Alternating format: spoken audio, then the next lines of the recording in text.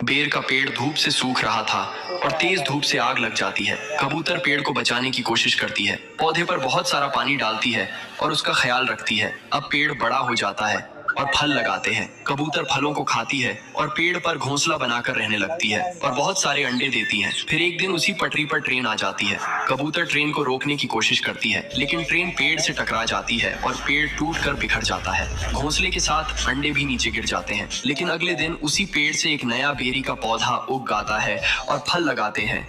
लेकिन कबूतर फिर भी रोने लगती है। फिर लाइक सब्सक्राइब नहीं